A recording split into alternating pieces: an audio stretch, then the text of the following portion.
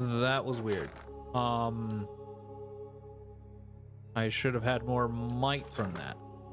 Anyways, I guess I'll just make something to give me might.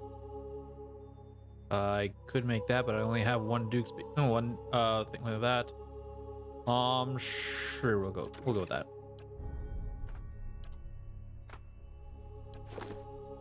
Aye?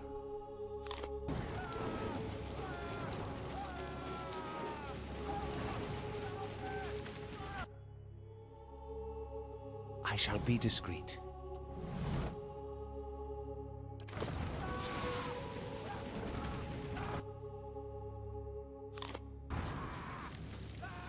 There we go. I was like, what's going on? Why don't you eat it already? There we go. I wonder if it glitched out. That was strange. Yeah. All my stronghold buff also disappeared too.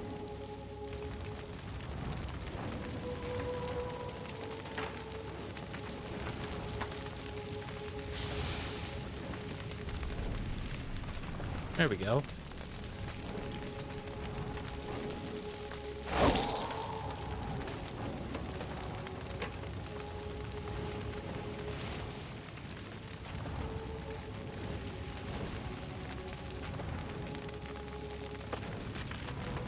Boom. Got it. All right, there we go.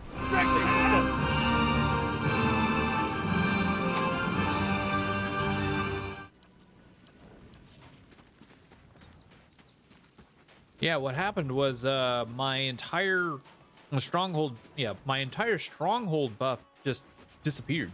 It just straight up just disappeared. Not I don't know exactly what happened there, but I'm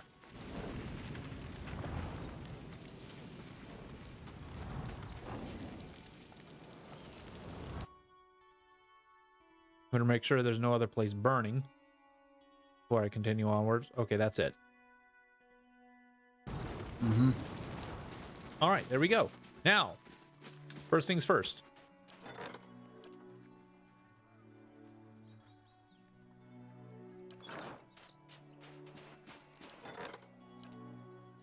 Still got 2 turns to recall.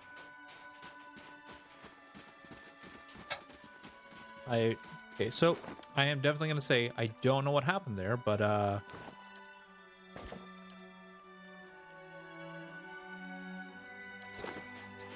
gonna go get my buffs back. I'll find it without your help. Not giving up. You hear?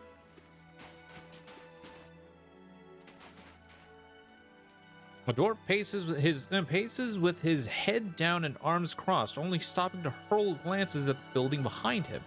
His face is smeared dark with grime and soot falls from his beard as he mumbles to himself. No, work my hands and bloody stumps into this place, and for what? He kicks at the mound of dirt and dirty snow. Start with nothing, leave with less. He extends his arms out.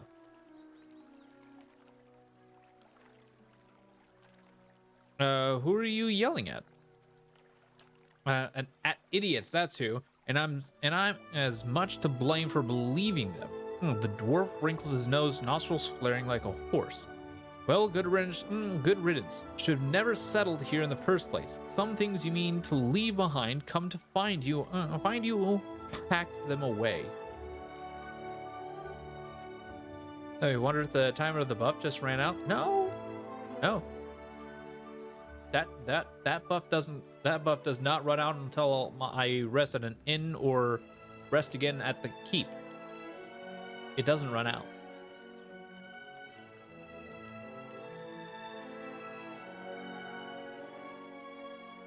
But I'm not leaving until I recover what's mine. They can't deny me again, not after this. Oakrin gestures at the burnt out building. Those sweet-tongued priests took my heirlooms, buried the memories of my past, they said. Now I don't have even that. I take it you gave something of yours to one of Andra's gift bearers? Ogren takes his gaze away from the ground and gives you a sideways glance. You're quick. Wish wish I had had those wits when they spoke of peace and redemption in the eyes of the goddess. Those priests, Andra's dogs, said the goddess would forgive, that some things are best left to be forgotten. He nods towards the nearby temple. Their leader, Lafta, I believe her words, another one of them, a gift bearer, took my medallion. He closes his stocky hand into a fist. And now they won't tell me where it is. Have they no sympathy? I'll bring your plight to them. The dwarf studies you for a moment and gives you an approving nod. The cold of these mountains ain't yet smothered the fire in your veins, I see. I'd be surprised if they return it willingly. They believe it's a sacred duty to cast the offerings to the goddess in some place where they'll be forgotten. Better to find where they drop them, I think. What's Lofta's role in all this? She leads that group of crows. They took over the temple as folks started to leave, came to unburden those that sought to forget their misery here, they say. Huh. Fortunately, I remember a few things about White March. I'll have to look stuff up for you, up to help out. All right, no problem, thank you. Much appreciated. And if we don't find anything, we can learn together. Tell me about this medallion you want recovered. It belonged to my sister. Hey, doing, bud? Doing all right? Hold on.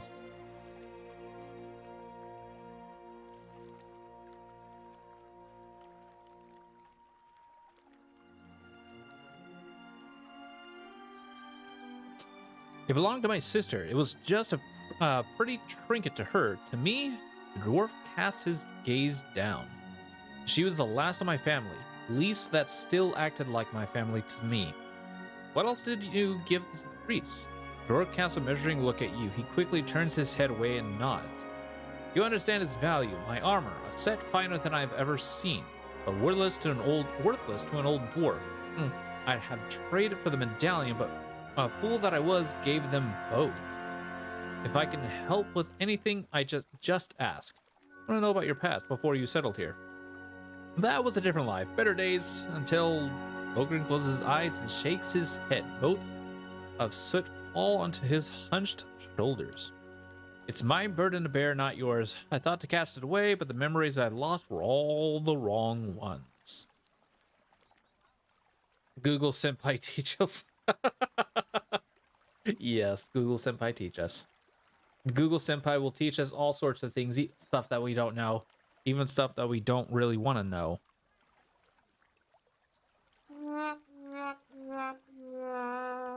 I know from experience.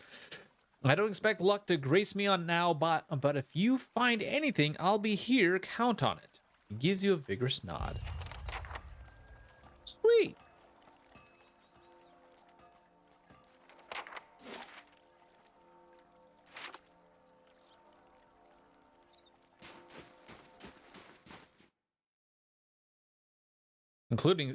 Including stuff we never thought we thought about knowing. Heading out already? All right, later. Veins course under this woman's pale skin like icy fissures, yet when she speaks, her voice flows warm and smoothing. Andra welcomes you into her embrace. Oh, that brings back memories of traumatizing friends. Yeah. Anyways, her features soften with compassion. We're here to ease the pain of your past, ready to take your burdens. With a thin smile, she nods. If you let the goddess help with your hardships, of course. I want to ask you about Okran's heirloom. The dwarf already asked. We gave him the counsel he needed. Slight irritation sharpens her tone. She seems to catch herself, modulating her voice back to a pleasant timbre. And naturally, we'll do what we can for you too. Ask what you will. Okran wants his medallion back. He brings her hands together and nods. Ah, Okran, how often we let the shadows of the past become a burden even to others. That medallion, it weighs on Okran's mind. You're kind to help, but what he really needs is to cast away those memories. No!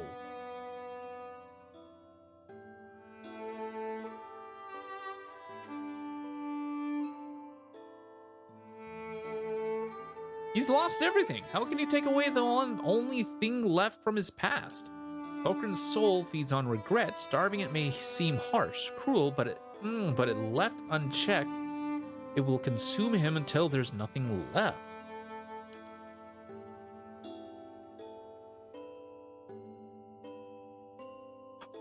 Wait. His belongings, his past, now rest in Andra's realm to be forgotten so that the wounds of the soul may heal. This is the will of the goddess. Let's suppose Okran has moved on. Tell me where his heirloom is. He hasn't, and that's the point. I see there's no changing your mind.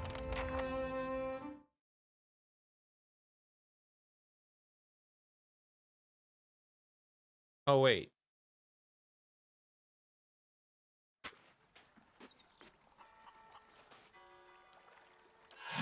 Oh, we're good. We're good. My lore's at 5, right? Yes. Okay, so that means better.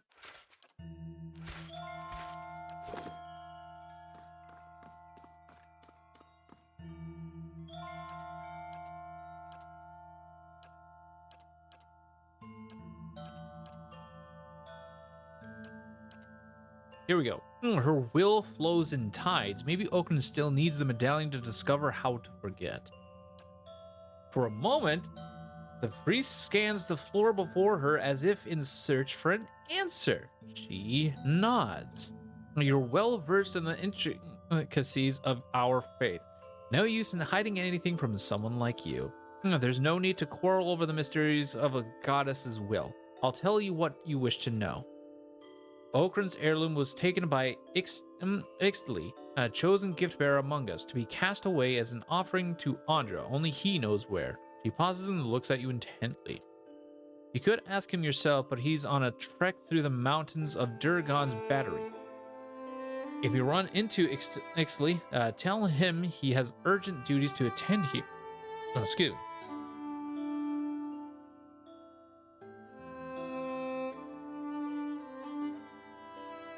It's hard to believe that only the gift bearer knows where Andra's offerings are cast away. Is it? Our goddess frees us from our earthly burdens. It's best if only one of us knows where they are taken, lest we all end up suffering under their weight.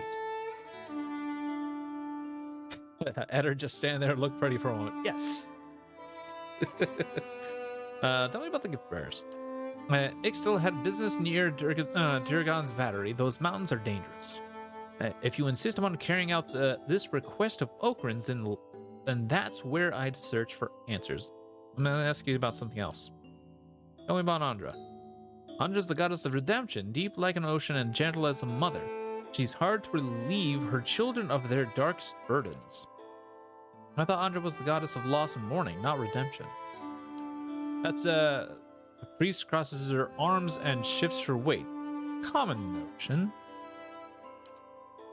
Others may believe so, but the goddess's mysteries are profound. Her true power lies in redeeming your loss and regret.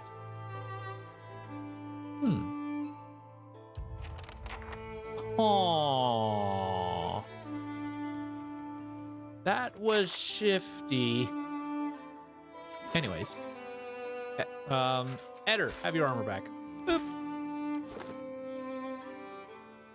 Yeah, that's stealing, that's stealing.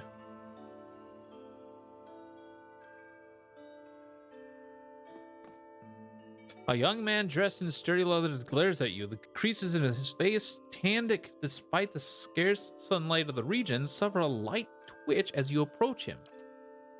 I've got nothing for you. Speak with Alafta if you must. He turns away. Oh, well, rude. Good for Eder. It was getting a little nippy. Yeah, so it's like, Eder, take your armor back. Oh, thank you. Oh, I was getting a little nippy. Buddy, we don't need to hear that. Okay, so... Whoa! As you step outside, the heavy wooden door to the temple slams shut behind you. You hear someone barring it from the other side. It sounds like the priests have engaged in an agitated conversation. You get the sense that they are discussing you, but you're also certain that the door is too thick to eavesdrop through. Although there may be other places nearby where you stand a better chance.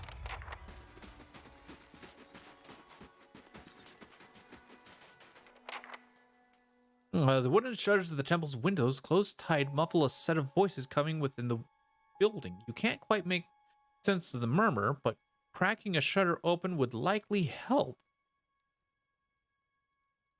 A rusty iron latch holds the window shutters closed. With care, you should be able to unfasten it without being noticed. Unfasten the latch. You carefully begin to lift the hatch from its metal hook. Halfway there, the rust iron resists with a screech. You freeze, listening to the voice in hopes the priest didn't hear you. Their conversation continues uninterrupted. Pour some oil onto the latch. You grab the latch and apply just the right amount of oil, nudging the metal until its rust gives way without a sound. Carefully, you pull the window shutters open enough to let the voices through. You hear a woman speaking, this tone agitated. You do that? Hope the mountains will do it? What if his sentences cuts off as if the man were speaking to all sides of the room? Suppose he tells them instead. What then? You recognize Lofta's voice responding. Why would he? And with all those dangers near the battery, our gift bearer won't delay. I expect that the man interrupts her. You always expect. Look where that's taken us. A dying village. Ogres at the walls. Ixtali's not back yet. And now I have to do this. The voice drops and she's muffling what he has to say. After a moment, Lofta replies, do you think I wanted this? That I could have known in advance? Pause ensues. Its tension growing until the priestess's voice cuts in half. We can't wait for him. We must finish out the last batch quickly. After that, we'll decide. The man responds in a broken voice, barely audible, and you only distinguish the last words. And that rustwood pond, I'll go. Their exchange seems to end. Cautiously, you step away from the window of Audra's temple.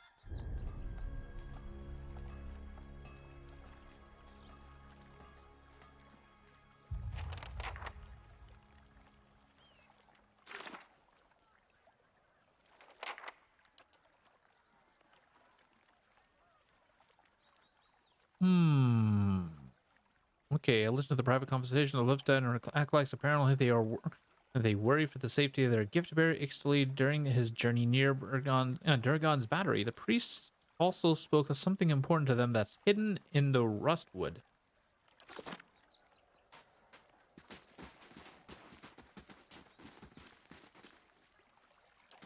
Huh. So very suspicious indeed. The rustwood.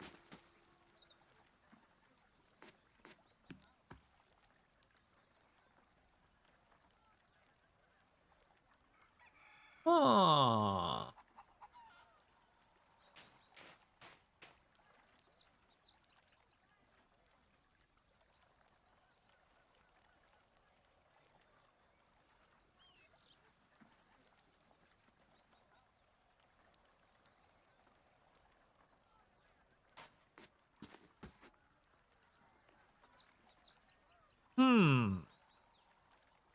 Do we go to Rustwood first, or do we go to Durgan's battery first?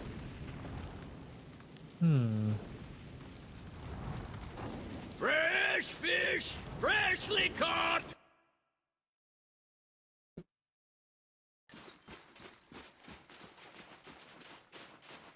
Oh god, there was another burning house. Oh, hopefully I didn't let this one burn down. If so, then we are way too late to try and go back and do it.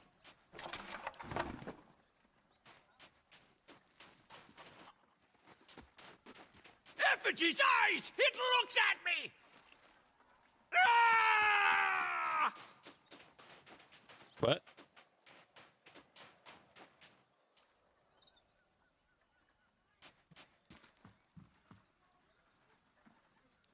A dozen pairs of globular eyes stare up hmm, hideously, hideously from the discarded heads of the day's catch. Awash in a pungent sea of fins and innards. Sift through this fish scraps. Your hand runs against something round and fleshy, the size of a melon. It is smooth and scaleless, and parts seem to be covered in hair. A discarded head, perhaps, but not that of a fish. Poke the head. The head shifts deeper into the barrel's slimy recess. Pull out the head. With one hand on either side of the head, you begin to lift it out of the barrel, only to have it leap from your grasp as the head's owner springs over the lip of the barrel in an eruption of fish chunks that rain down over the market stall. The man who leapt... A guy just jumped out of the barrel? What? Okay. The man who leapt from the barrel stands facing you, nearly naked, save for a loincloth and drizzled in fish viscera.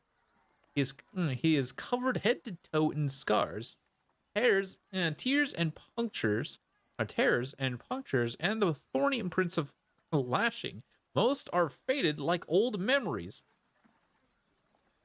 So, I agree, Grouchy Crusader. Stop! Use is nasty. Hiding in a bucket of fish. A barrel of fish. Despite that, the condition of the man's body is remarkable. The drooping skin at his flanks and elbows, the only evidence of his advanced age. His face is placid, but the rest of him appears prepared for anything. You must forgive, Zawa. I was not expecting you. What are you doing in the barrel? Zahua catches behind his ear, dismayed. Resting my eyes, I thought. Waiting for the Malkachoa to bring me insight. Sojiro? Is this the voice of Sojiro Sakura? It would seem I dozed. A good thing my master was not alive to see it. Are you real?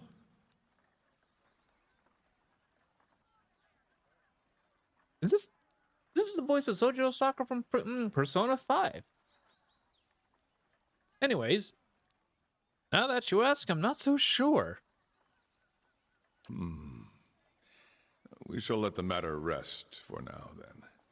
Until the Malkachoa wears off. Malkacho? A small white mushroom.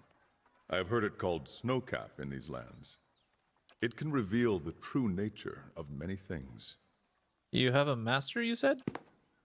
Manches your inadvertent glance at his scars. He smiles politely. A teacher, not an owner. Zawa is a free man.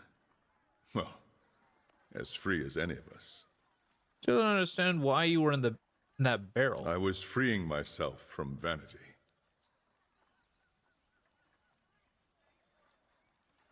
I mean, did he say sanity or vanity? I kind of want to go with sanity. Consider, how can one be vain who is bathed in the smell of dead fish? It helps to be handsome. I had the idea when I passed this way earlier. I am pleased with the results so far. He smiles at a woman whose head is swiveled towards him as she passes by, a look of revulsion on her face. Distracted, her toe catches on a stone and she nearly falls on her face. He claps his hands together. Oh god, Sojo chased me, even pillars for dating Futaba. You mean Futabe? Anyways, I do eventually actually want to do a run on stream, a P5 run on stream. I did a Persona 4. Now I want to do a Persona 5, and I do want to do a Persona 3. 1 and 2 is going to be a little hard to do, but 3 and 5 I definitely want to play. They are going to be a little bit out of order, but yeah. Anyways, Yes, quite pleased. those scars from battle? Zawa glances down at his body. From battle, yes. I left them upon my enemies.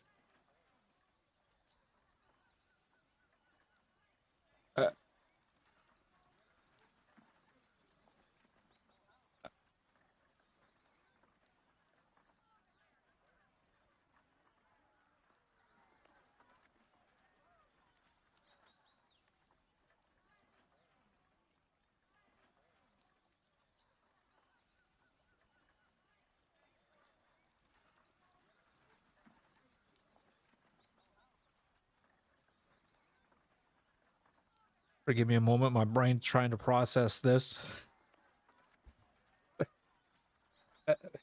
I. What?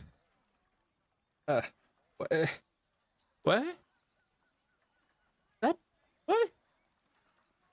I got these scars from battle. I left them upon my Wait, how can you leave your own scars on enemies? What? I am so confused right now.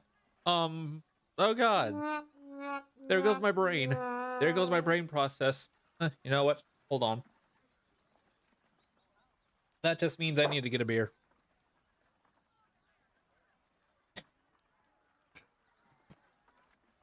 Brain can't process it, so might as well drink. Cheers, guys.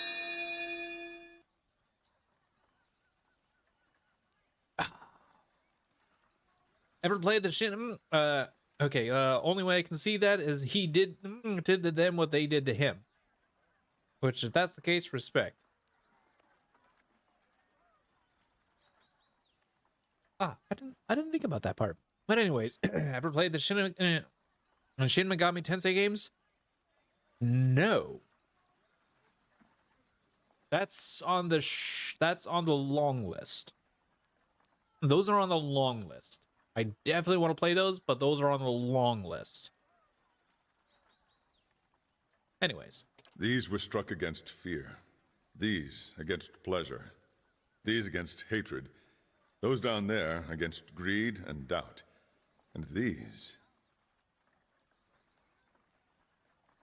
Those down...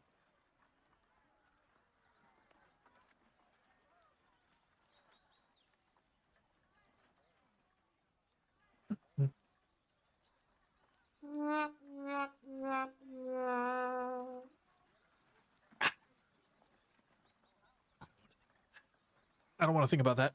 Oh god, I've already thought about it. Oh god, I already thought about it.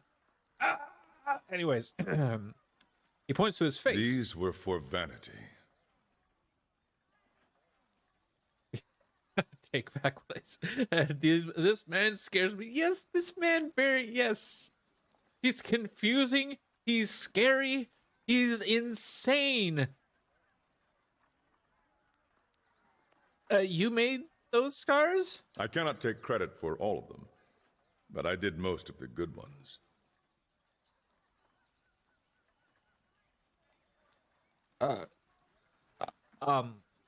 Well, I mean...